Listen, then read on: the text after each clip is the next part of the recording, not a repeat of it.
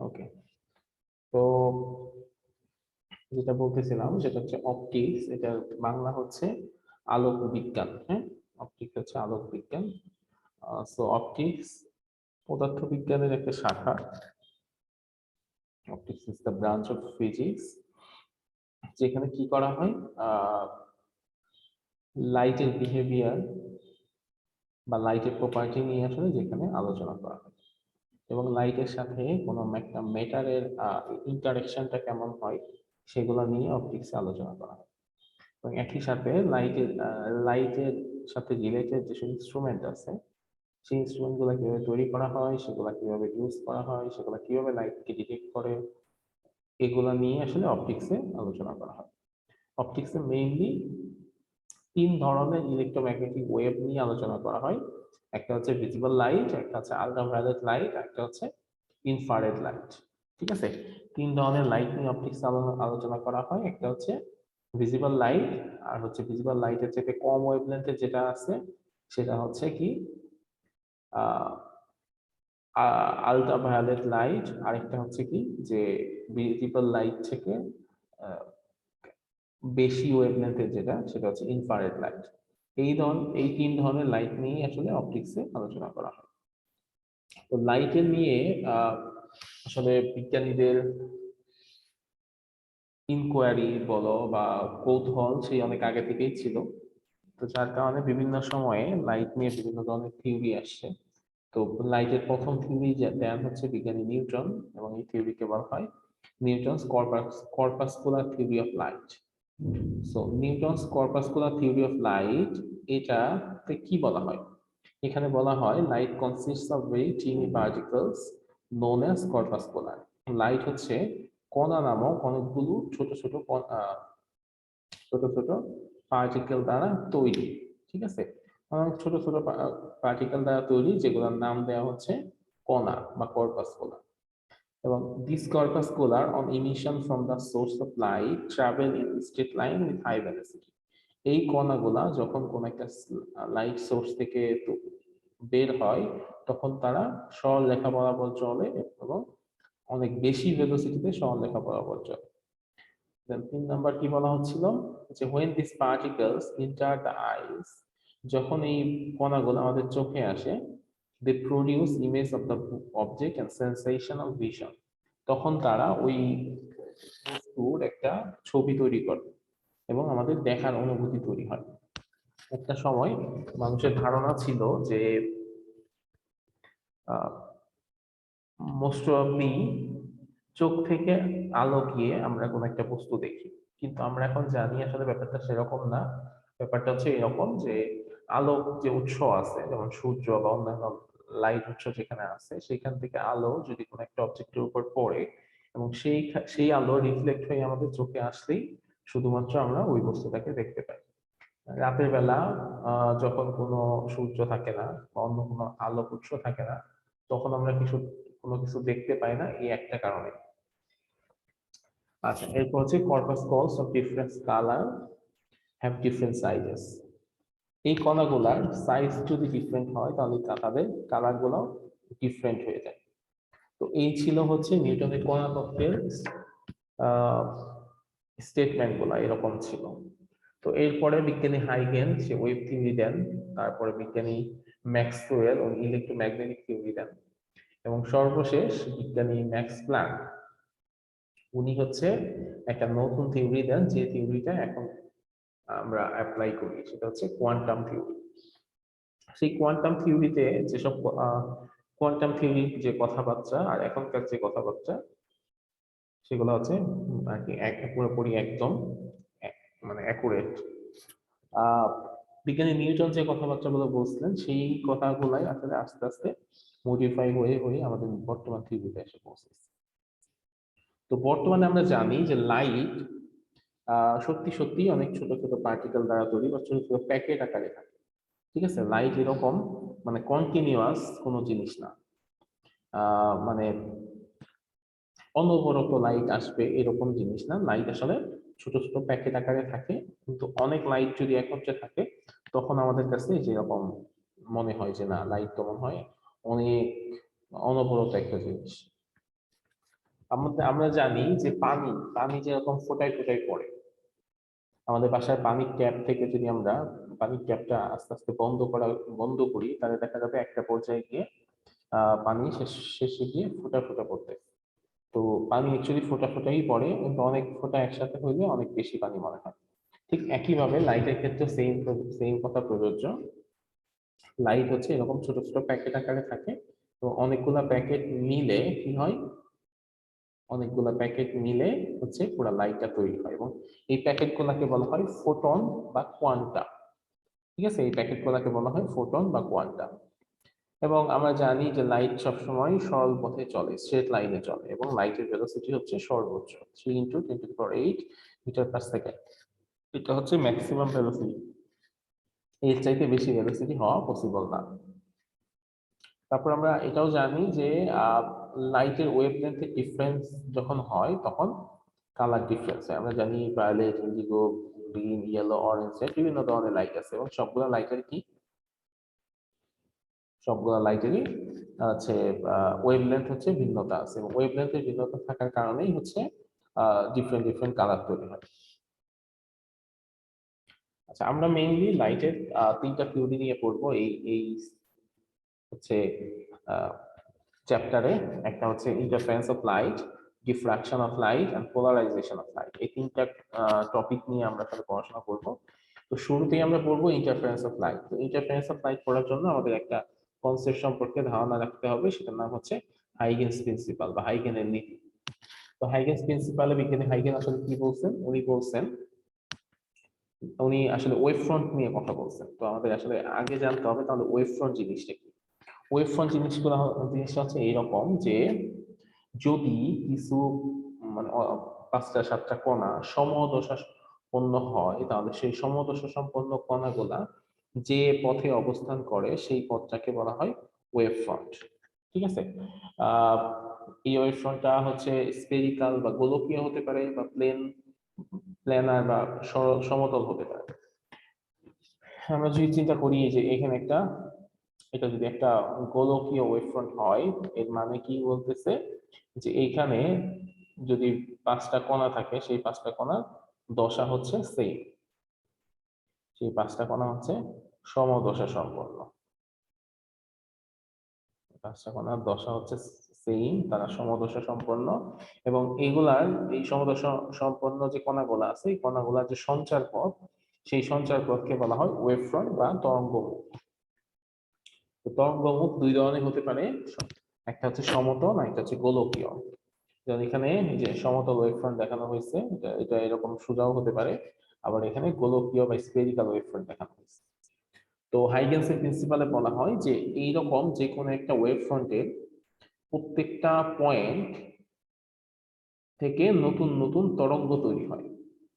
একটা ওয়েভফ্রন্টের প্রত্যেকটা পয়েন্ট থেকে নতুন নতুন তরঙ্গ তৈরি হয়। সো আমরা বলতে পারি যে একটা ওয়েভফ্রন্টের প্রত্যেকটা পয়েন্ট হচ্ছে নতুন গৌণ তরঙ্গের উৎস। যেহেতু এখান থেকে তরঙ্গ তৈরি হয়, তো আমরা এটাকে বলতে পারি যে এটা হচ্ছে একটা উৎস বা সোর্স, যেখান থেকে নতুন স্ফেরিক্যাল ওয়েভলেট তৈরি হয়। আচ্ছা, সো বলা হচ্ছে এরকম যে every point on a wave front may be considered as a source of secondary spherical wavelets. তরঙ্গ মুখের প্রত্যেকটা কণা নতুন গৌণ গোলকীয় তরঙ্গের উৎস হিসেবে কাজ করে, এবং এই যে নতুন যে তরঙ্গগুলো তৈরি হচ্ছে, স্ফেরিক্যাল ওয়েভগুলো তৈরি হচ্ছে, সেই স্ফেরিক্যাল ওয়েভগুলো কি করে, speed out in the forward direction, তারা সামনের দিকে অগ্রসর হয়। কত ভেলোসিটিতে? At the speed of light, আলোর বেগে।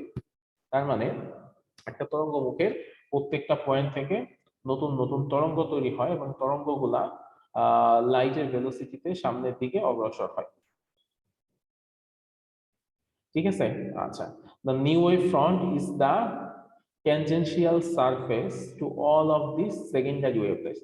এবং যে নতুন ওয়েভ ফ্রন্ট যেটা, সেই নতুন ওয়েভ ফ্রন্টটা হচ্ছে কেমন, যে এগুলা যখন এখান থেকে নতুন নতুন তরঙ্গ যখন উৎপন্ন হচ্ছে, একটা নির্দিষ্ট সময় পরে এগুলো তো একটা জায়গায় গিয়ে পৌঁছাবে, এবং সেইখানে সমদশা সম্পন্ন যে কণাগুলো আছে সেগুলাকে স্পর্শ করে আমি যদি একটা সঞ্চার পথ আঁকি, সেগুলোর সঞ্চার পথ হবে কি নতুন আরেকটা তরঙ্গমুখ, মানে একটা নির্দিষ্ট সময় পরে এই ওয়েভ গুলা কোন একটা যে জায়গায় পৌঁছাইছে সেখানে গিয়ে আমি যদি একটা স্পর্শক আঁকি তাহলে একটা নতুন তরঙ্গমুখ তৈরি হবে। ঠিক আছে, আচ্ছা ওইটা তো অনেক বিগ হবে, কি হবে? আচ্ছা অনেক বড় একটা তরঙ্গের সৃষ্টি হবে ওইখানে, না হলে তো ওটা স্ট্রেটের মতো হবে না, মানে মিলবে না। তুমি কি তো বোঝাতে? আসলে আমি এটা বলতে চাইছি যে মানে যখন একটা বৃত্তের, এটা তো বৃত্ত আকারে যায় আলোটা, হ্যাঁ যখন ওটা মানে দুইটা স্পর্শ বিন্দু মিল হবে তখন তো মানে লম্বা একটা লাইনের মতো, স্ট্রেট হ্যাঁ লাইনের হ্যাঁ মতো হ্যাঁ, তৈরি লম্বা হবে একটা না? সঞ্চার পথ হবে, এই যে এইখানে যেরকম হয়েছে। ঠিক আছে, জি স্যার, এরকম হবে। বুঝতে পারছি। এটাকে বলা হয় হাইগেনস প্রিন্সিপাল। তো এই কোশ্চেন যদি আসে তাহলে কি করতে হবে, ছবিটা এঁকে এই কথাটুকু লিখে দিতে হবে। আচ্ছা, তো এরপরে আমরা পড়বো হচ্ছে superposition of waves. Superposition of waves কি, যে when a medium is disturbed simultaneously a number of waves, মানে একই মিডিয়ামে একই সাথে যদি একাধিক ওয়েভ চলে আসে তখন আসলে কি হবে। ঠিক আছে, সো এটা আমরা ইনিশিয়ালি আগে একটু দেখে নিই যে একই মিডিয়ামে যদি একই সাথে একাধিক ওয়েভ চলে আসে তাহলে আসলে কি ঘটনা ঘটতে পারে সেটা একটু ইনিশিয়ালি দেখে নেই, তারপর হচ্ছে আমরা বাকিটা দেখি। Okay, in this video, sound শুনতে পাচ্ছ? জি sir. we'll be looking at the superposition of two waves. So here is an example of superposition. As you can see, there are two wave pulses. They both travel in opposite directions. One's red, one's blue. The red one coming from the left is bigger. And what happens when the two waves overlap is that the displacements of the two waves are added together. So mathematically, if you have one wave, which is a function of displacement and time, and another wave, wave two. So the function when the two wave pulses collide or overlap is just simply the addition of the two wave pulses. So you might be wondering what the ঠিক আছে, এখানে একটা খেয়াল করে দেখো একটা মিডিয়ামে একই সাথে দুইটা ওয়েভ আছে। এই ওয়েভের ওয়েভলেন্থ হচ্ছে, এই ওয়েভের ডিসপ্লেসমেন্ট হচ্ছে এতটুকু, ভার্টিক্যাল ডিসপ্লেসমেন্ট, এইটার ভার্টিক্যাল ডিসপ্লেসমেন্ট এতটুকু। স্যার একটার উপর আরেকটা উপরিপাতন হচ্ছে। হ্যাঁ, যখন একটা একের উপর উপরিপাত হচ্ছে তখন আসলে কি করতেছে সেটা একটু আমরা দেখি। যখন একটার সাথে আরেকটা উপরিপাতিত হবে তখন কি হচ্ছে, importance of wave superposition is. Well, say you're in a room with your friend and দেখো তখন হচ্ছে এটা ডিসপ্লেসমেন্ট বেড়ে কতটুকু হয়ে যাচ্ছে। তো যেটা এই হয়, দুটো তখন সমদশায় আছে, মানে তো হ্যাঁ, এইটার সমান তখন যেহেতু তারা এর মানটা সমান, হ্যাঁ এই যেহেতু জন্য তারা প্লাস হয়ে গেছে। হ্যাঁ যেহেতু তারা সেম পেজে আছে এই জন্য জি স্যার। ডিসপ্লেসমেন্ট গুলো যোগ হয়ে গেছে। তো এই জন্যই বলা হয় যে যখন একটা মিডিয়াম একই সাথে একাধিক ওয়েভ দ্বারা ডিস্টার্ব হয় তখন যে নতুন রেজাল্টেন্ট ডিসপ্লেসমেন্ট হয় সেটা হচ্ছে কেমন, যে আগের যে দুইটা ডিসপ্লেসমেন্ট আছে সেই দুইটা ডিসপ্লেসমেন্টের যোগফলের সমান।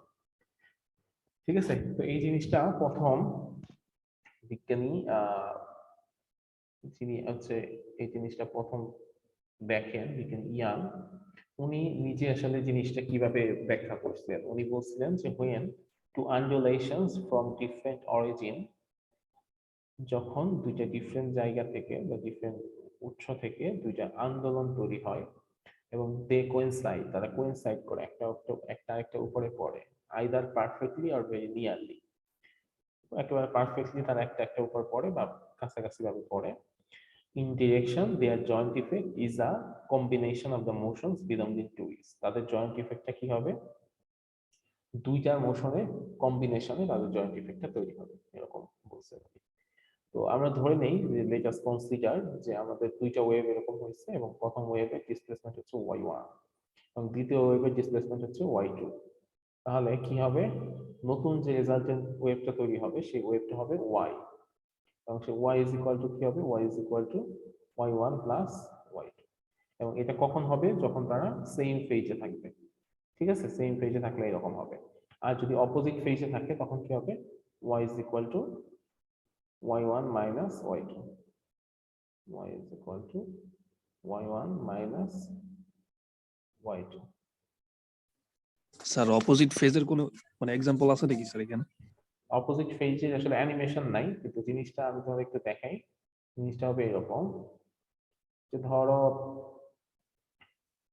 একটা ওয়েভ এদিকে আছে, ঠিক আছে? এখন আরেকটা ওয়েভ যদি এইদিকে থাকতো, এইভাবে পড়তো, তাহলে কি তারা সেম ফেজে পড়ছে, তাই না? কিন্তু ওয়েভটা এইদিকে না হয়ে যদি এরকম হয়, অপোজিট ডিরেকশনে হয়, তখন হচ্ছে মাইনাস হয়ে যাবে। ঠিক আছে? জি স্যার, বুঝতে পারছি স্যার। আচ্ছা, এরপরে হচ্ছে আমরা ইন্টারফারেন্স করব। ইন্টারফারেন্স জিনিসটা কি? ইন্টারফারেন্স হচ্ছে এরকম, ইন্টারফারেন্স অফ লাইট মানে হচ্ছে দুইটা লাইট ওয়েভ যদি এরকম একটা একটার উপর সুপারপোজ করে, ঠিক আছে? দুইটা লাইট ওয়েভ যদি একটা একটার উপর উপরিপালিত হয়, তাহলে আসলে কি হবে? তাহলে যেটা হয় যে কোনো কোনো জায়গায় তারা সমদশায় মিলিত হয়, আর কোনো কোনো জায়গায় তারা বিপরীত দশায় মিলিত হয়। যেসব জায়গায় সমদশায় মিলিত হয় সেখানে অ্যামপ্লিটিউড বেড়ে যায়, দ্যাট মিন্স উজ্জ্বল আলো তৈরি হয়। আর যেসব জায়গায় বিপরীত দশায় মিলিত হয় সেখানে অ্যামপ্লিটিউড ডার্কনেস তৈরি হয়। অন্ধকার তৈরি হয়, ঠিক আছে? এবং সেটাকে আমরা একটা পর্দার মাধ্যমে দেখতে পাই। যদি দেখতে পাই তাহলে আমরা আসলে দেখি কিরকম, যে ওই পর্দার মধ্যে ব্রাইট ডার্ক এরকম একটা ডোরা তৈরি হয়েছে বা ফ্রিঞ্জ তৈরি হয়েছে। তো এই ঘটনাটাকেই বলা হয় ইন্টারফারেন্স অফ লাইট। যখন আহ দুইটা লাইট ওয়েভস একটা একটার উপর উপরিপাতিত হয়, এবং উপরিপাতনের ফলে তাদের কোনো কোনো জায়গায় সমদশায় মিলিত হওয়ার ফলে অ্যামপ্লিটিউড বা আলোক তীব্রতা বেড়ে যায়, আর কোনো কোনো দশায় বিপরীত দশায় মিলিত হওয়ার ফলে আলোক তীব্রতা কমে যায় বা অন্ধকার অবস্থা তৈরি হয়। তো সেই অবস্থাগুলো আমরা যদি একটা পর্দার মধ্যে দেখতে পাই, তখন দেখবো যে কোনো জায়গায় উজ্জ্বল ডোরা তৈরি হয়েছে, কোনো জায়গায় অন্ধকার ডোরা তৈরি হয়েছে। এই যে ঘটনাটা, এই ঘটনাটা কি বলা হয়? Interference of light. ঠিক আছে? Interference of light can be observed with all types of waves, for example light, radio waves, acoustic waves, surface water waves and matter waves। এইসবের ক্ষেত্রে ইন্টারফারেন্স অফ লাইট ঘটতে পারে। কিন্তু ইন্টারফারেন্স অফ লাইট ঘটার জন্য কিছু শর্ত প্রযোজ্য আছে, দুইটা শর্ত প্রযোজ্য আছে। দুইটা শর্ত কি কি? যে the two sources of the waves must be coherent। এই যে ওয়েভ যে তৈরি হচ্ছে, লাইট ওয়েভ যে তৈরি হচ্ছে যে দুইটা সোর্স থেকে, সেই দুইটা সোর্সকে অবশ্যই কোহেরেন্ট হইতে হবে। কোহেরেন্ট মানে কি? সুসংগত। সুসংগত মানে কি? সুসংগত মানে বলা হচ্ছে they emit identical waves with a constant phase difference. তারা হচ্ছে কনস্ট্যান্ট ফেজ ডিফারেন্সে একই ধরনের ওয়েভ কি করবে? ইমিট করবে। তো এটাকে আমরা একটু ডিটেইল করি, যে দুইটা সোর্স কোহেরেন্ট হবে কখন? টু সোর্সেস অফ লাইট, যারা কি করে? লাইট ওয়েভ ইমিট করে, এবং তাদের কি কি কি সেম, তাদের ওয়েভলেন্থ হচ্ছে same, time period same, frequency same, frequency amplitude same. এই কয়টা জিনিস যদি সেম হয় কারো, wavelength, time period, frequency, amplitude যদি দুইটা লাইটের সেম হয়, এবং তাদের মধ্যে যদি জিরো ফেজ ডিফারেন্স থাকে বা কনস্ট্যান্ট ফেজ ডিফারেন্স থাকে, তাহলে ওই দুইটা সোর্সকে বলা হবে কি? Coherent source. Zero phase difference মানে হচ্ছে ফেজ ডিফারেন্স সেম, কোনো ফেজ ডিফারেন্স নাই। আর কনস্ট্যান্ট ফেজ ডিফারেন্স মানে কি? যে আমরা খেয়াল করে দেখি, এখানে ওয়েভের পজিশন হচ্ছে এখানে, কিন্তু এই লাইটের পজিশন হচ্ছে কোথায়? এখানে। আবার ঠিক এইখানে মানে এতটুকু ডিস্টেন্স পরে এইখানে দেখতেছি কি এটার পজিশন এখানে, ম্যাক্সিমাম। পজিশন এখানে। জি দেখো সবগুলা পজিশনে ডিসপ্লেসমেন্টের যে পরিবর্তন সেটা সমান না। জি স্যার। তার মানে তাহলে কি? একটা কনস্ট্যান্ট ফেজ ডিফারেন্স আছে। সো যদি কনস্ট্যান্ট ফেজ ডিফারেন্স থাকে, সেটা হইলেও কোয়ারেন্ট সোর্স হবে, বা জিরো ফেজ ডিফারেন্সও যদি হয় তাহলেও কোয়ারেন্ট সোর্স হবে। এবং একই সাথে wavelength, time period, frequency, amplitude সবগুলা সমান হইতে হবে, ঠিক আছে? তাহলে আমরা শুধুমাত্র ওই দুইটা লাইট সোর্সকে কোহেরেন্ট বলতে পারবো। তো এইরকম দুইটা কোহেরেন্স লাইট সোর্স লাগবে, যে সোর্স থেকে দুইটা লাইট ওয়েভ তৈরি হবে, এবং যে ওয়েভগুলো তৈরি হবে সেই ওয়েভগুলোকে অবশ্যই কি হইতে হবে? মনোক্রোম্যাটিক হইতে হবে। মনোক্রোম্যাটিক বা একবর্ণী হইতে হবে। They should be of a single wavelength. একটা ওয়েভলেন্থ থাকতে হবে ওই লাইট ওয়েভগুলো। এরকম যদি হয় তাহলে কি হবে? তাহলে শুধুমাত্র ইন্টারফারেন্স অফ লাইট ঘটবে।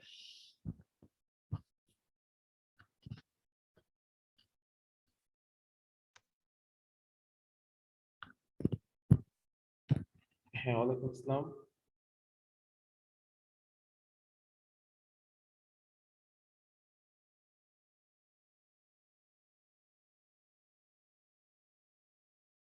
স্যার যেহেতু মনোক্রোমেটিক বলছে তার মানে তো আমরা হোয়াইট লাইটটাকে নিতে পারবো না।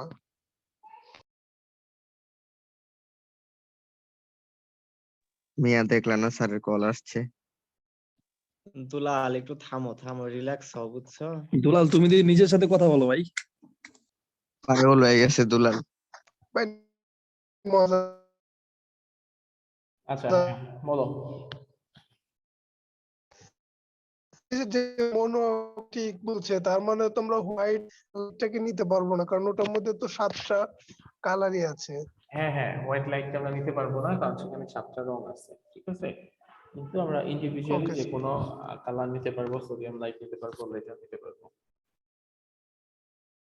আচ্ছা, তো এই হচ্ছে ইন্টারফারেন্স অফ লাইট। তো ইন্টারফারেন্স অফ লাইটের দুই ধরনের টাইপস আছে, একটাকে বলা হয় কনস্ট্রাকটিভ ইন্টারফারেন্স বা গঠনমূলক ব্যতিচার, আর একটাকে বলা হয় ডিস্ট্রাকটিভ ইন্টারফারেন্স বা ধ্বংসাত্মক ব্যতিচার। তো গঠনমূলক ব্যতিচারটা কি?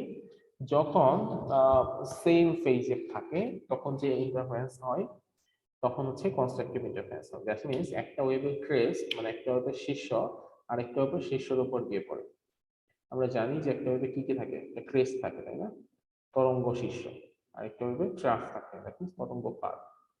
তো এইরকম একটা ওয়েভের এই ওয়েভটার তরঙ্গ শীর্ষ এই ওয়েভের তরঙ্গ শীর্ষের মধ্যে গিয়ে যদি পড়ে, ক্রেস্ট যদি ক্রেস্টের উপর গিয়ে পড়ে আর ট্রাফ যদি ট্রাফের উপর গিয়ে পড়ে, তাহলে কি হয়, তারা সমদশায় থাকে।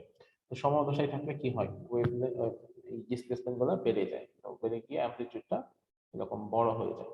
তো তখন যে ধরনের ইন্টারফারেন্স হয় সেই ইন্টারফারেন্সকে বলা হয় কনস্ট্রাকটিভ ইন্টারফারেন্স বা গঠনমূলক ব্যতিচার। আবার যদি আমরা ডিস্ট্রাকটিভ ইন্টারফারেন্সের কথা, এই যেখানে কনস্ট্রাকটিভ ইন্টারফারেন্স দেখাচ্ছে যে এই ব্লু লাইট আর রেড লাইট এই দুটো একটা একটার উপর হয়েছে, সুপার ইম্পোজ হয়েছে, যেহেতু তারা সেম পেজে ছিল এই জন্য একটা এই যে ব্ল্যাক নতুন যে ওয়েবটা তৈরি হয়েছে সেটা হচ্ছে যে ব্ল্যাক ওয়েবটা, ঠিক আছে। তো এটাকে বলা হবে কনস্ট্রাকটিভ ইন্টারফারেন্স। এই যেখানে একটা কনস্ট্রাকটিভ ইন্টারফারেন্সের ছবি দিয়েছে একই সাথে একই রকম ব্লু আর রেড মিলে যেরকম ডার্ক ব্ল্যাক যেটা হয়েছে সেটা হচ্ছে নতুন ওয়েব, এটা হচ্ছে কনস্ট্রাকটিভ ইন্টারফারেন্স। আর ডিস্ট্রাকটিভ ইন্টারফারেন্সটা কেমন? ডিস্ট্রাকটিভ ইন্টারফারেন্সটা হচ্ছে এরকম, যদি এরকম হয় যে একটা ওয়েভের ক্রেস্ট আরেকটা ওয়েভের ট্রাফে গিয়ে পড়ে, একটা ক্রেস্ট আরেকটা ট্রাফে স্যার গিয়ে ওইখানে যে দ্বিতীয় যে ফিগারটা ছিল ওটা বুঝলাম না।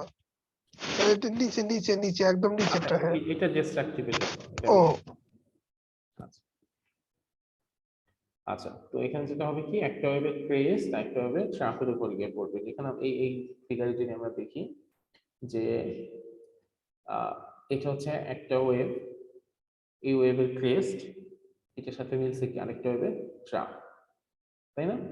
এই ওয়েভের ক্রেস্ট গিয়ে মিলছে আরেকটা ওয়েভের ট্রাফের মধ্যে। তো এরকম যদি হয় তাহলে তারা অপোজিট ফেজে থাকে এবং তাদের রেজাল্টিং যে অ্যামপ্লিটিউড সেই অ্যামপ্লিটিউডটা জিরো হয়ে যায় বা কমে যায়, ঠিক আছে। এখানে যেমন এই যে দুইটা সমান না হওয়াতে একটা অ্যামপ্লিটিউড সেটা আছে, কমে গেছে, জিরো হয়নি। হ্যাঁ সেটা কমে গেছে। তো এই ধরনের যে ইন্টারফারেন্স সেটাকে বলা হয় ডিস্ট্রাকটিভ ইন্টারফারেন্স। এরকম আরো ফিগার যদি দেখি যে ডিস্ট্রাকটিভ ইন্টারফারেন্স, এটা একটা এই রেড আর হচ্ছে ব্লু দুইটা মিলে ইন্টারফারেন্স যখন হয়েছে তখন এরকম এই যে ব্ল্যাক একটা ব্ল্যাক তৈরি হয়েছে ডিস্ট্রাকটিভ ইন্টারফারেন্সের মতো।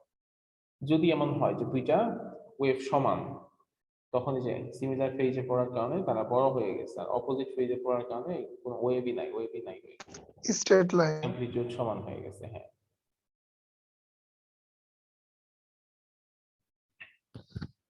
তো এই জিনিসটা মানে এই ইন্টারফারেন্স অফ লাইট বিজ্ঞানী ইয়াং উনি হচ্ছে প্রথম অবজার্ভ করার পরে উনি একটা এক্সপেরিমেন্ট করেন।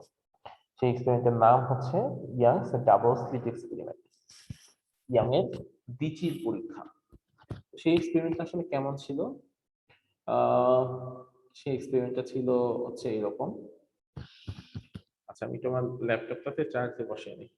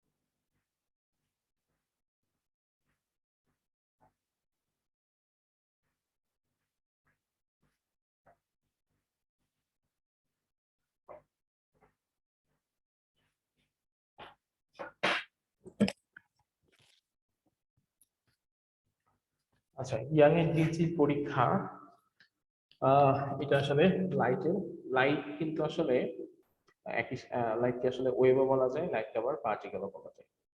তো এই ইয়াং এর যে পরীক্ষা, এই পরীক্ষার মাধ্যমে আমরা লাইটের ওয়েভ নেচারটা আসলে বুঝতে পারি।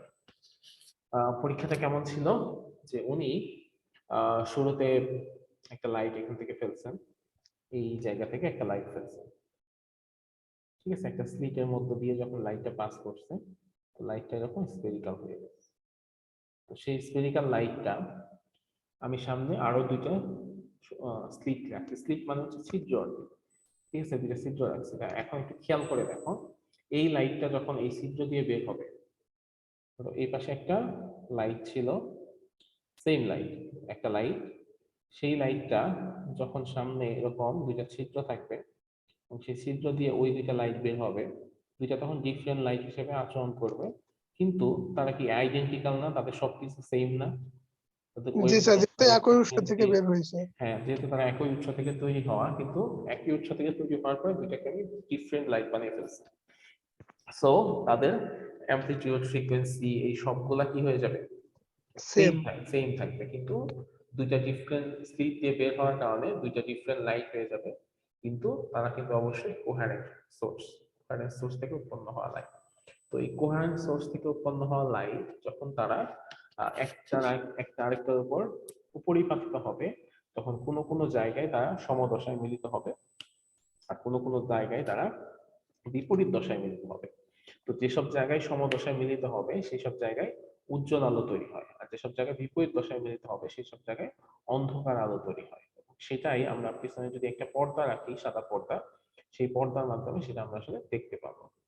তো এটাই হচ্ছে ইয়াং এর ডাবল স্লিট এক্সপেরিমেন্ট। এবং এই এক্সপেরিমেন্টটা আমি তোমাদেরকে একটু দেখাই।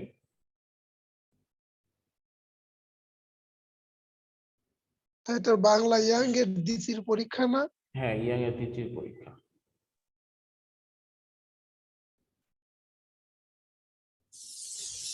Young's double slit experiment.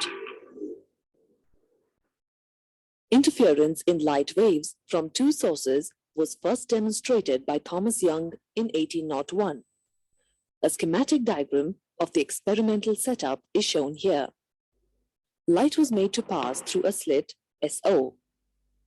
The waves emerging from this slit was made to pass through two parallel slits S1 and S2.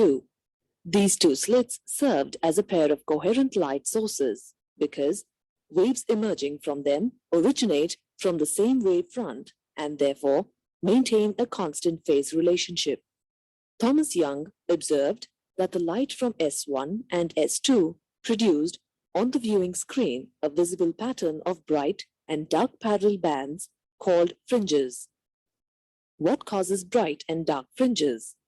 A bright fringe appears if the light emerging from S1 and S2 interfere constructively, and a dark fringe appears if the light from the two slits combine destructively at any location on the screen.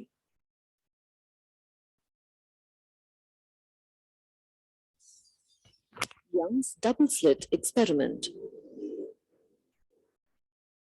Interference in light waves.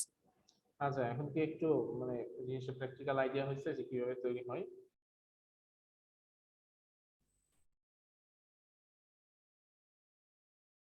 Hello? G sir. আচ্ছা, sir আপনার sound অনেক কম sir. আমার কিসের sound কম? Sir স্ক্রিনে তো কিছু দেখতে পাচ্ছি না স্যার। স্ক্রিনে দেখতে, স্যার আপনার মাইকের সাউন্ড স্যার। স্ক্রিনে দেখতে না পাইলে তো, আচ্ছা, সবার কাছে কি এরকম মনে হচ্ছে? জি স্যার। কি স্যার? মানে এটা কি? স্যার আপনি যখন ভিডিও ছাড়েন ভিডিওর সাউন্ড ঠিক আছে, কিন্তু আপনার সাউন্ড অনেক কম লাগে ওই তুলনায়। আচ্ছা, স্যার দেখা যায় না কিছুই স্যার। তো দেখা না গেলে মানে তুমি দেখতে পাচ্ছ না, এতক্ষণ সময় দেখলে কি হবে? স্যার আমার তো সবকিছু ঠিক আছে মনে হচ্ছে। স্যার আমার কাছেও ঠিকই আছে। আচ্ছা, তোমরা তোমাদের মোবাইলে বাড়ায় দাও একটু, দেখো সাউন্ডটা বাড়ায়।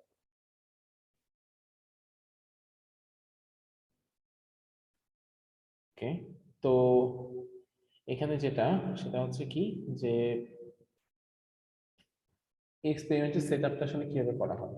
সেটআপটা করা হয় এরকম যে দুইটা সোর্স মানে যেখান থেকে দুইটা লাইট বের হয়, এখানে যে দুইটা ছিদ্র রাখা হয়, এই দুইটা ছিদ্রের মধ্যবর্তী দূরত্ব সেটা রাখা হয় হচ্ছে স্মল ডি ডিস্টেন্সে এই দুইটা ছিদ্র রাখা হয়।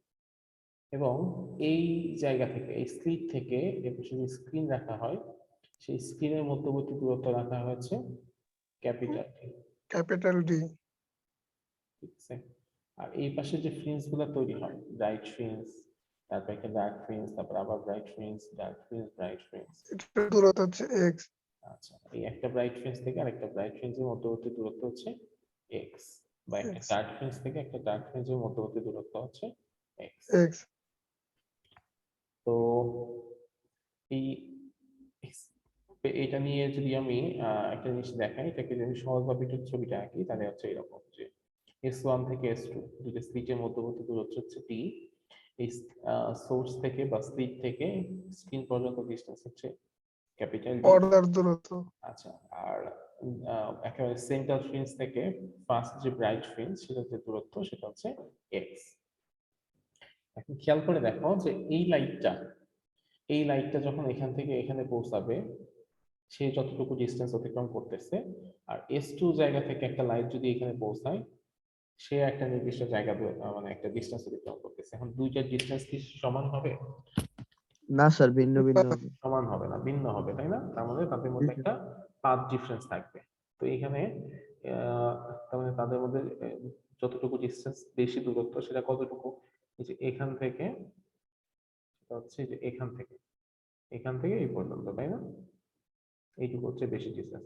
আর এখানে হচ্ছে জি স্যার। সমকোণী ত্রিভুজ তৈরি। তো এই সমকোণী ত্রিভুজকে ধরে এই জায়গাটার ডিস্টেন্স বের করলে যেটা আসে সেটা তোমাদেরকে অনলাইনে করাইতে যাচ্ছি না, তোমরা নিজেরা দেখে নিতে পারো। ঠিক আছে, এখানে জাস্ট হচ্ছে যে পিই আর পিএফ, এই যে এই পর্যন্ত হচ্ছে পিই আর এই পর্যন্ত হচ্ছে পিএফ। এই ডিস্টেন্স বের করে এখান থেকে সেটাকে সমকোণী ত্রিভুজে বসায় ক্যালকুলেশন করতে হয়। ক্যালকুলেশন করলে একটা রেজাল্ট আসে, সেখান থেকে আসলে পাথ ডিফারেন্সটা বের হয়। সেই পাথ ডিফারেন্সটা হচ্ছে কি? Path difference is equal to x small d divided by capital D. ঠিক আছে, দ্যাট মিন্স ওই দুইটা লাইট ওয়েভ তাদের মধ্যে যে যতটুকু ডিস্টেন্স একটা একটার সাথে চাইতে বেশি বা কম অতিক্রম করছে, দেখেন সেটা হচ্ছে পাথ ডিফারেন্স, সেটা হচ্ছে x d divided by capital D. এটা হচ্ছে আমাদের পাথ ডিফারেন্স। তো আমরা পাথ ডিফারেন্স যদি জানি, সেখান থেকে ফেজ ডিফারেন্সটাও বের করতে পারি। ফেজ ডিফারেন্সটা কি হবে? ফেজ ডিফারেন্স হবে phase difference is equal to 2 pi by lambda into path difference, তাই না? পাথ। আচ্ছা, তাহলে ফেজ ডিফারেন্স যদি কি হবে? 2 pi by lambda into x d divided by capital D. Phase difference. আচ্ছা, এখন আমরা আসলে ওই যে ব্রাইট ফ্রিঞ্জ কোথায় তৈরি হবে আর ডার্ক ফ্রিঞ্জ কোথায় তৈরি হবে, এই জিনিসটা একটু পড়ার চেষ্টা করব। কোন কোন পজিশনে ব্রাইট ফ্রিঞ্জ তৈরি হবে আর কোন কোন পজিশনে ডার্ক ফ্রিঞ্জ তৈরি হবে, তো এটা আমি তোমাদের একটু বোর্ডে দেখাই।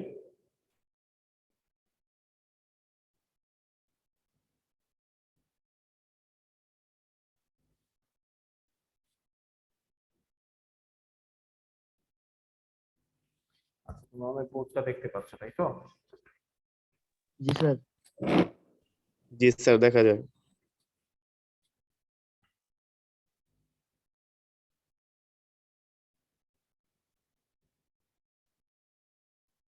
ওকে, তো ইনিশিয়ালি ব্রাইট ফ্রিঞ্জের কন্ডিশনটা লিখবে। ব্রাইট ফ্রিঞ্জের কন্ডিশন হচ্ছে কেমন? যে path difference is a whole number multiple of wavelength lambda. তো সেটা হবে কি? পাথ ডিফারেন্সটা কি ছিল? X d divided by capital D. এটা হবে কি কার? এটা কার সমান? ওয়েভলেংথের হোল নাম্বার মাল্টিপল, মানে পূর্ণ সংখ্যার গুণিতক আকারে থাকবে। পাথ ডিফারেন্সটা ওয়েভলেংথের পূর্ণ সংখ্যার গুণিতক আকারে থাকবে।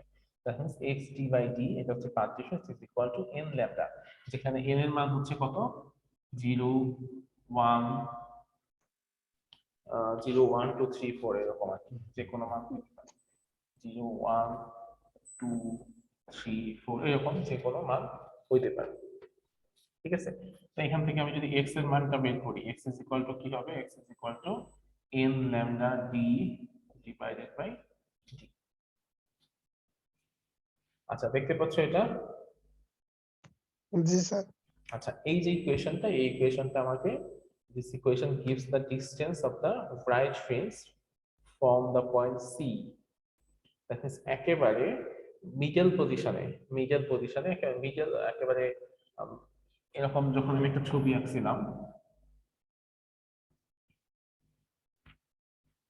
এই যে এরকম যে একটা এখানে একটা ফ্রিঞ্জ স্যার এই তৈরি। মার্কারের কালিটা বোঝা যাচ্ছে না। আচ্ছা, মার্কারে যেটা হয়েছে, মার্কারটা ইউনিভার্সিটিতে ছিল তো অনেক প্রিন্ট করে, তো যার কারণে কালি কম আসতেছে। একটা নতুন মার্কার তো।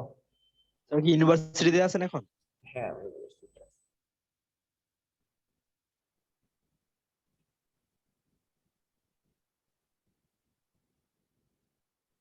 আচ্ছা, তো এটা হচ্ছে একেবারে সেন্ট্রাল, কারণ মেইন যে ফ্রিঞ্জ, একেবারে সেন্ট্রাল যে ডোরা, সেই ডোরার একটা ইকুয়েশন। তো আমরা কি করতে পারি, এখানে n এর মান 0 1 2 3 4 এরকম বসিয়ে দিয়ে দেখতে পারি যে প্রথম ফ্রিঞ্জ, দ্বিতীয় ফ্রিঞ্জ, তৃতীয় ফ্রিঞ্জ গুলো আসলে দেখতে কেমন হবে। ঠিক আছে? স্যার নিচের লেখাগুলো ক্লিয়ার আসতেছে না। আচ্ছা, হ্যাঁ, আমার এখানে কালি একটু কম, আমি নিজেও বুঝতে পারতেছি।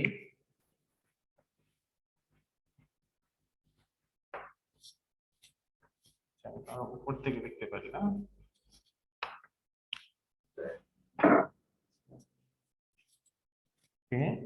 এটা হচ্ছে x is equal to, এখন বোঝা যায়? জি স্যার বোঝা যায়। জি স্যার।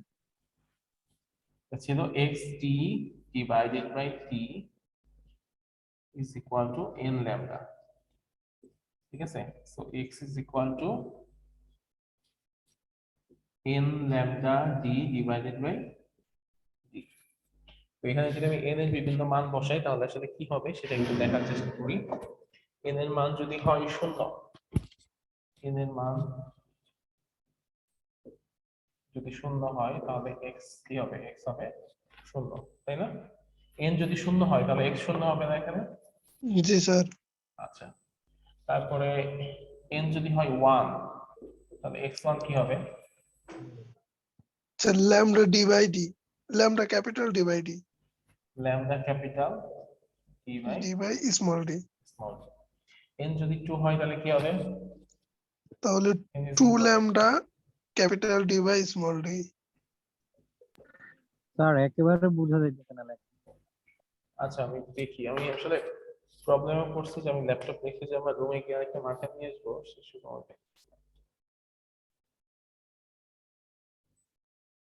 স্যার ল্যাপটপের স্ক্রিনে মানে মাউস দিয়ে ওইভাবে করেন, তাহলে তো একটু ভালো হয়। হ্যাঁ স্যার ওইটা বেটার।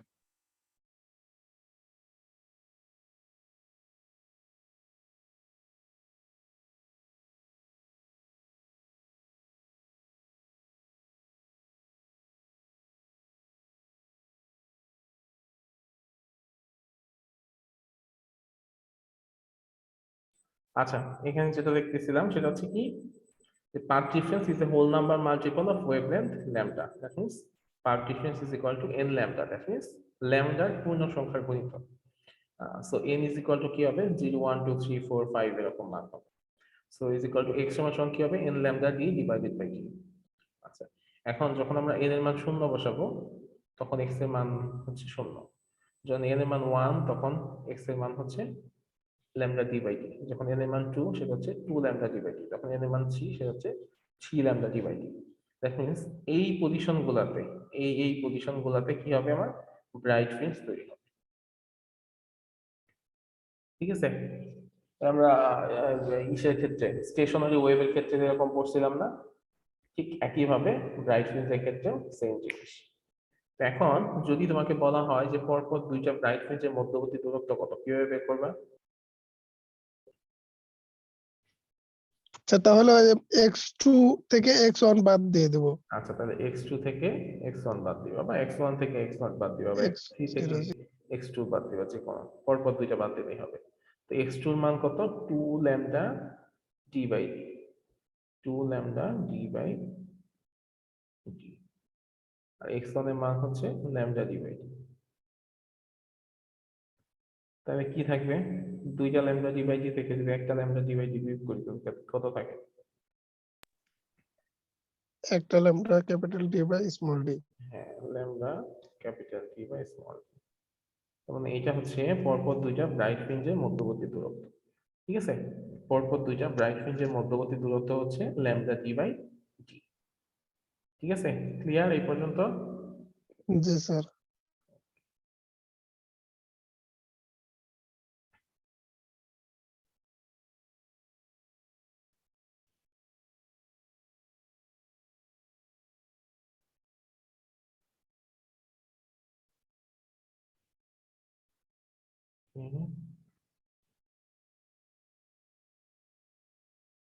এরপরে হচ্ছে যদি আমরা ডার্ক ফ্রিঞ্জের জন্য কন্ডিশন গুলো বের করি সেটা কেমন হবে, সেটা হচ্ছে এরকম: if the path difference is an odd number multiple of half wavelength.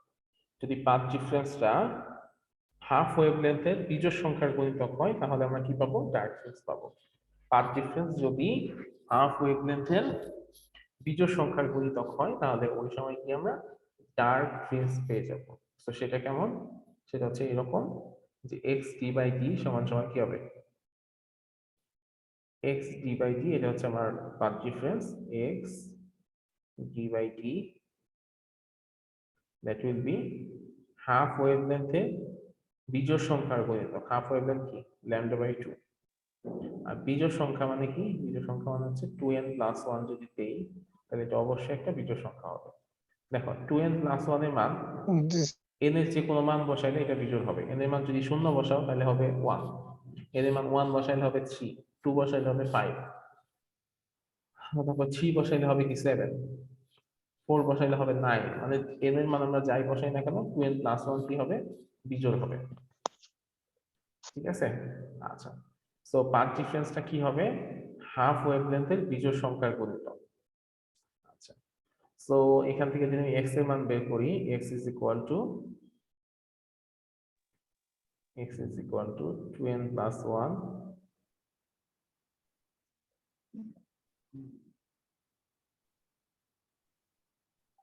lambda capital D divided by 2 small d. 2 তো এখানে আবার n এর মান যদি আমি বিভিন্ন মান বসানো শুরু করি, যে n এর মান একবার 0 বসাইলাম, n এর মান 0 বসাইলে কি হবে, তাহলে হবে স্যার মানে lambda capital D divided by 2 small d.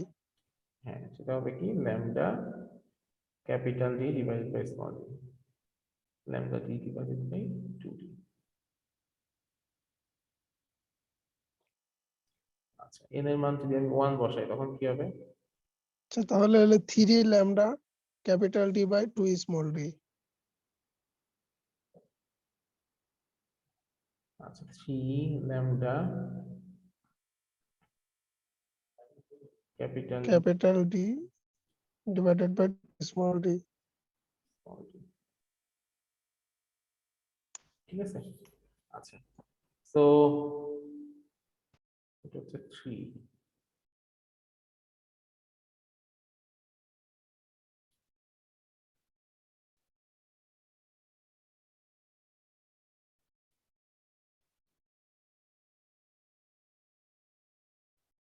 আচ্ছা। তো এরপর যদি আমি n এর মান 2 বসাই তখন কি হবে, আচ্ছা তাহলে 5 lambda capital D by 2 small d. x2 হবে কি 5 lambda d by, বিজোড় গুণিতক হবে হ্যাঁ এখানে। বিজোড় গুণিতক হবে সবগুলো, 5 lambda d divided by 2d। এখন যদি এখানে বলা হয় যে পরপর দুইটা ডার্ক ফ্রিঞ্জের মধ্যবর্তী দূরত্ব কত, সেটা কি হবে, যে কোনো দুইটা থেকে বিয়োগ করলেই হবে। জি স্যার। তাহলে আমি ধরো কি বলি x2 থেকে x1 বিয়োগ করি, x2 থেকে, আগে যেহেতু তাই করছিলাম এবার x2 থেকে x1 বিয়োগ করি। তো x2 এর মান কত, 5 lambda d divided by 2d, 5 lambda d divided by 2 D x1 কত, 3 lambda lambda d divided by 2d 3 lambda d capital D by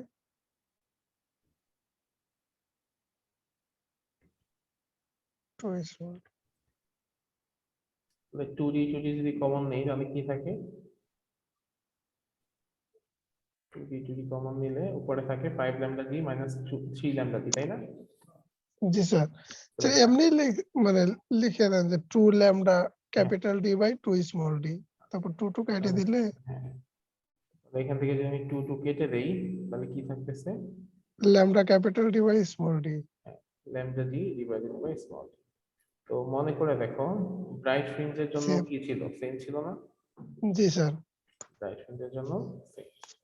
তাহলে এই যে এটা ছিল ব্রাইট ফ্রিঞ্জের জন্য এটা হলো ডার্ক ফ্রিঞ্জের জন্য তাহলে আমরা এই কথা কি নিঃসন্দেহে বলতে পারি না যে the distance between two consecutive bright and dark fringe is equal বলা যায় জি স্যার মানে একটা উজ্জ্বল ডোরা থেকে আরেকটা উজ্জ্বল ডোরার যে মধ্যবর্তী দূরত্ব যতটুকু একটা অন্ধকার ডোরা থেকে একটা অন্ধকার ডোরার মধ্যবর্তী দূরত্ব হচ্ছে সেম পুরোটাই সমান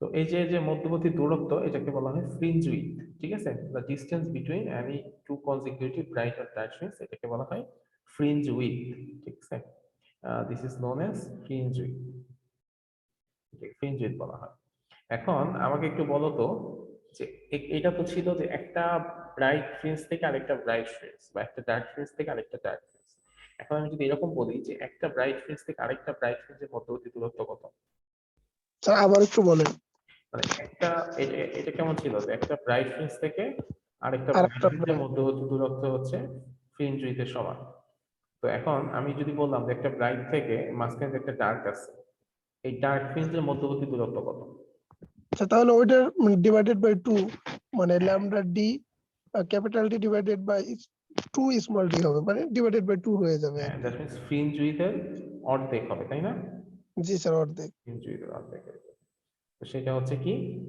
এটাকে একটা নতুন এটাকে একটা নাম বলে সেটাকে বলা হয় breadth of bright or dark fringe ঠিক আছে that means breadth of bright or dark fringe মানে কি একটা ব্রাইট ফ্রিঞ্জ থেকে একটা ডার্ক ফ্রিঞ্জের দূরত্ব আর একটা ব্রাইট থেকে আরেকটা ব্রাইটের দূরত্ব হচ্ছে ফ্রিঞ্জ উইডথ বা একটা ডার্ক থেকে আরেকটা ডার্কের দূরত্ব হচ্ছে ফ্রিঞ্জ উইডথ ঠিক আছে ক্লিয়ার এটা জি স্যার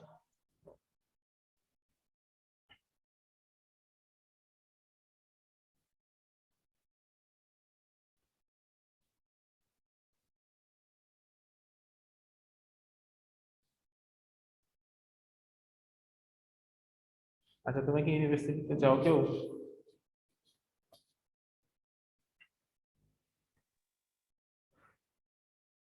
আচ্ছা এখানে কিছু ম্যাপ আমি দেখাচ্ছি এই অপটিক্স রিলেটেড কিছু map interference of light related in a double slit experiment the separation between the two sources is 0.18 millimeter তাহলে এটা কার মান স্যার এটা হলো ছোট d এর মান এটা হচ্ছে স্মল d এর মান ঠিক আছে স্মল d এর মান কি যেহেতু সোর্সের ডিসটেন্স বলা হচ্ছে সো এটা হচ্ছে স্মল d এর মান the fringes are observed on a screen 90 centimeter away যে ফ্রিঞ্জ গুলো আমি অবজার্ভ করতেছি সেটা স্ক্রিন থেকে 90 সেন্টিমিটার দূরে এইটা কার দূরত্ব ক্যাপিটাল D আচ্ছা হ্যাঁ এই দুলাল তুমি বললো না এরপর একটা আচ্ছা if with certain monochromatic source of light the third bright fringe is situated at a distance of 8.1 millimeter এটা হচ্ছে বলবে শান্ত বলতে এটা কার ডিসটেন্স কার মান শান্ত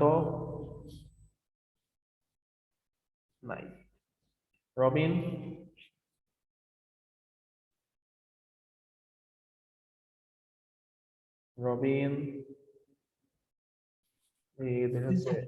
হ্যাঁ বলো তো যে 8.1 এটা কার মান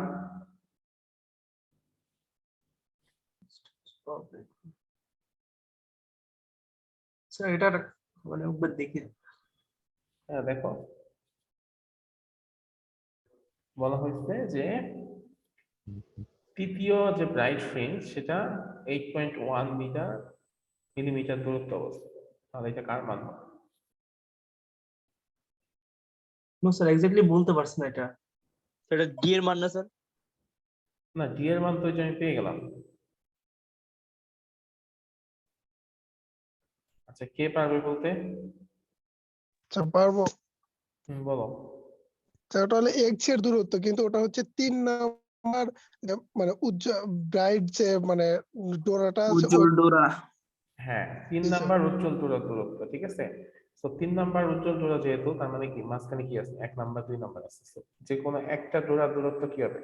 x ডিভাইডেড বাই, ভাগ দিতে হবে। হ্যাঁ, x is equal to 8.1 divided by 3, 8.1 divided by 3, ঠিক আছে। সো এখান থেকে তোমরা কি পেয়ে গেলা?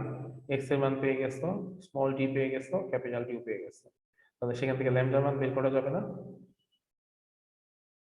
আমরা তো ফর্মুলা জানি, x is equal to কি, lambda d by d, lambda ঠিক আছে, বের করা যাবে। জি স্যার। আচ্ছা, এই ম্যাথটা এটা কিন্তু আমি দিয়ে দিছি, ঠিক আছে, গুগল ক্লাসরুমে দেয়া আছে। আচ্ছা, এরপরে আরেকটা ম্যাথ আছে কি, যে in a double slit experiment using sodium light off wavelength 5.89 into 10⁵ centimetre. একটা ডাবল স্লিট এক্সপেরিমেন্টে যে সোডিয়াম লাইটটা ইউজ করা হচ্ছে সেটার ওয়েভলেন্থ হচ্ছে 5.89 into 10⁻⁵ সেন্টিমিটার, এবং an interference pattern is obtained, এবং এই এক্সপেরিমেন্টে একটা ইন্টারফারেন্স প্যাটার্ন তৈরি হয়েছে। আহ, সেটা কোথায়, এবং ইন্টারফারেন্স প্যাটার্নটা কেমন, যে 20 equally spaced frames occupied a distance of 2 centimetre, মানে 2 সেন্টিমিটারের মধ্যে 20টা ফ্রেমস আছে, ঠিক আছে। আমি একটা ডাবল স্লিট এক্সপেরিমেন্ট করতেছি সোডিয়াম লাইট দিয়ে, এবং তখন যেটা হয়েছে যে 2 সেন্টিমিটারের মধ্যে 20টা ফ্রেমস তৈরি হয়েছে।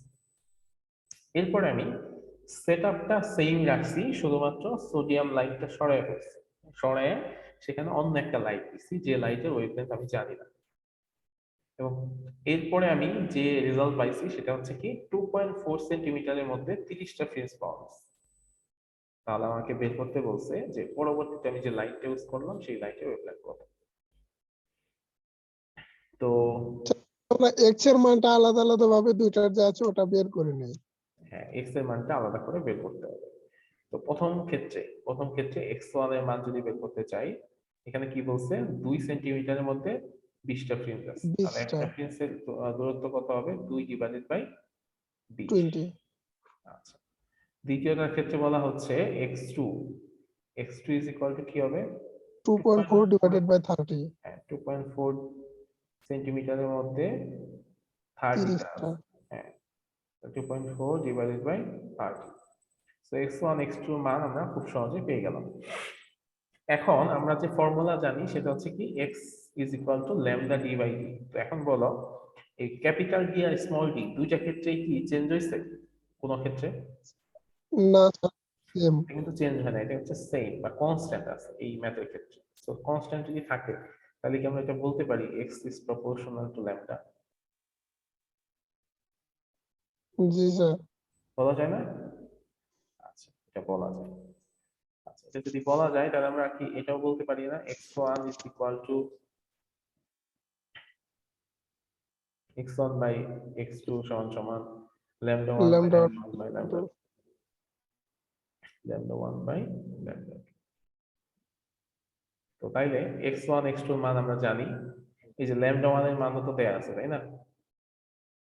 lambda জি 1 এর স্যার। মান দেয়া আছে, শুধুমাত্র lambda 2 এর মানটা বের করতে হবে। কি করা যাবে?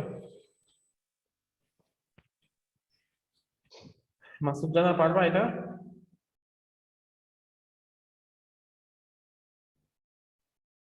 না স্যার। পারবা না?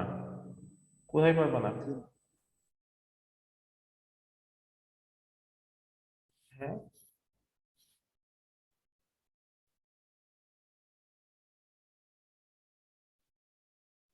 কথা বলো।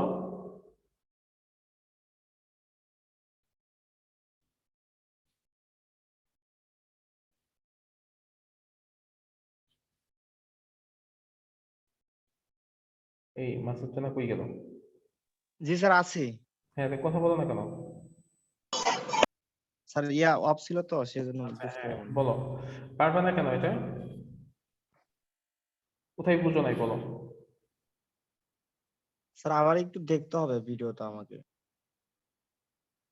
তুমি কি এতক্ষণ তাহলে দেখো নাই? দেখলাম কিন্তু অতটাও বুঝি নাই কোন জিনিসটা বোঝো নাই সেটা আমাকে বলো, এবং কোথায় কনফিউশন মনে হচ্ছে।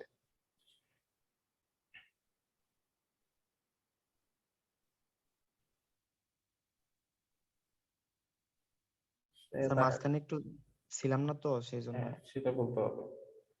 আচ্ছা, তাহলে নেক্সট ক্লাস ভিডিও দেখে না বুঝলে আমাকে আবার বলবা নেক্সট ক্লাসে।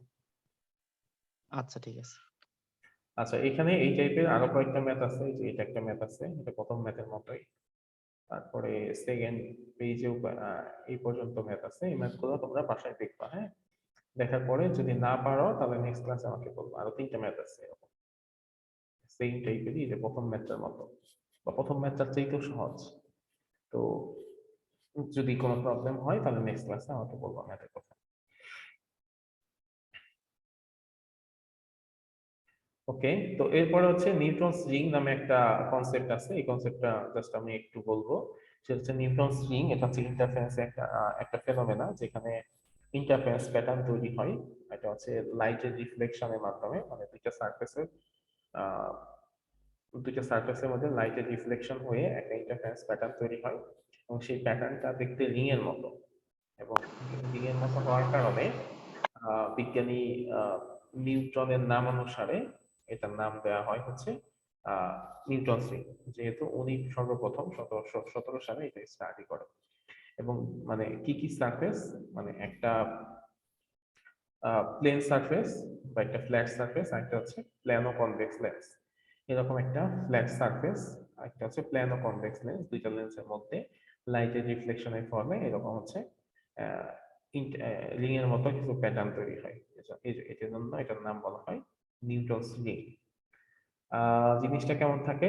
জিনিসটা হচ্ছে এরকম যে ইনিশিয়ালি আমি একটা লাইট একটা লেন্সের উপর ফেললাম, তো এই লেন্সটা এই লাইট থেকে ফোকাল লেন্থে রাখা হয়। তো রাখলে যেটা হবে যে লাইট গুলো এখানে আসার পরে সমতলে, মানে প্যারালাল হয়ে যাবে। ঠিক আছে, আমরা জানি যে কোন একটা উত্তল লেন্সের মধ্যে যদি আমরা লাইট ফেলি, আচ্ছা, জিনিসটা হচ্ছে এরকম যে উত্তল লেন্সের উপর যদি কোনো লাইট আপতিত হয়, তাহলে সমতল প্যারালালি কিছু লাইট যদি আপতিত হয়, তাহলে সেই লাইট গুলা কি হয়, ফোকাসে মিলিত হয়, বা ফোকাস থেকে উত্তল লেন্সে যদি কোনো আলো আসে তাহলে সেগুলো সমতল ভাবে বের হয়ে যায়। তো যেহেতু এখানে ফোকাস থেকে উত্তল লেন্সে কিছু আলো আসছে, তাহলে সেগুলো সমতলে বের হয়ে গেছে। এবং এইখানটাতে আমরা একটা গ্লাস প্লেট রাখি, সেটা হচ্ছে 45 ডিগ্রি অ্যাঙ্গেলে। তো তাইলে কি হবে, এই লাইট গুলা একেবারে লম্ব বরাবর নিচের দিকে চলে যায়, এবং নিচে হচ্ছে একটা নর্মাল গ্লাস প্লেট থাকে, তার উপর একটা প্ল্যানো কনভেক্স লেন্স থাকে। তো এখানে লাইটের রিফ্লেকশন হয়, রিফ্লেকশন হওয়ার ফলে উপরে এসে বিভিন্ন লাইট একটা একটার উপর উপরিপাতিত হয়। উপরিপাতনের ফলে এখানে এক ধরনের রিং এর মতো প্যাটার্ন তৈরি হয়, ইন্টারফারেন্স প্যাটার্ন তৈরি হয়, যেটাকেই বলা হয় নিউটনস রিং। তো আমি একটা ভিডিও দেখাই আজকে ক্লাসটা শেষ করে দিব।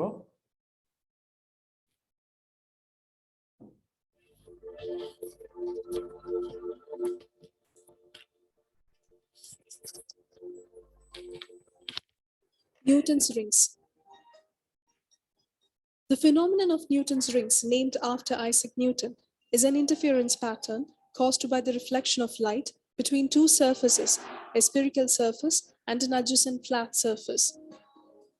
When a parallel beam of monochromatic light is incident, normally on a combination of a planar convex lens and a glass plate, a part of each incident ray is reflected from the lower surface of the lens, and a part, after refraction through the air film between the lens and the plate, is reflected back from the plane surface. These two reflected rays are coherent. Hence, they will interfere and produce a system of alternate dark and bright rings.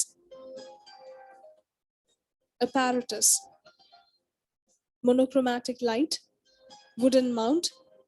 This is a rectangular shaped box at the bottom of which we place plain glass material and the lens. Light is directed to the lens through this reflector. Optically flat glass plate, a planar convex lens, traveling microscope. Procedure. Turn on the sodium lamp. Place a planar convex lens on the plain glass plate with curved surface in contact with the glass plate and place the system inside a mount placed under a traveling microscope. The reflector on the mount will direct light onto the optical system. Focus the traveling microscope to see the bright and dark circular fringes. Fix the vertical crosswire of the microscope on the 20th bright ring at leftmost end and record the reading on the horizontal scale. Repeat these measurements for microscope movement from left to right and evaluate the diameters of different rings. Calculations.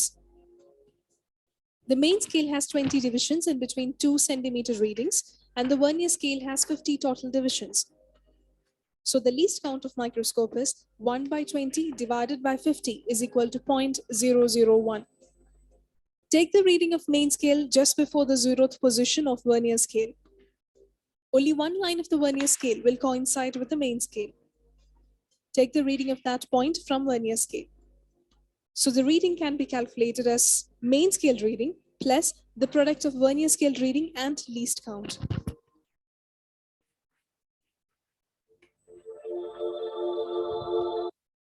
আচ্ছা, এটা দেখাইলাম পুরাটা, কারণ হচ্ছে second সেমিস্টারে এরকম একটা lab তোমাদের করা লাগতে পারে। ঠিক আছে, তো এই পার্টটা খুব ইম্পর্টেন্ট। দেখো যেখানে ওই সেটআপটা দেখানো হয়েছে, যে যেখান থেকে লাইটটা আসে, লাইটটা এসে সমান্তরালে আসে, সমান্তরালে আসার পরে এই লাইটটা নিচের দিকে চলে আসে, নিচের দিকে চলে আসার পরে লাইটটা হচ্ছে দুইটা সারফেসের মধ্যে রিফ্লেকশন হয়, রিফ্লেকশন হওয়ার পরে সেই লাইটটাই হচ্ছে আমরা উপরে, এখানে ইন্টারফেরেন্স প্যাটার্ন তৈরি হয় এবং উপরে একটা মাইক্রোস্কোপের মাধ্যমে সেটা হচ্ছে দেখা যায়।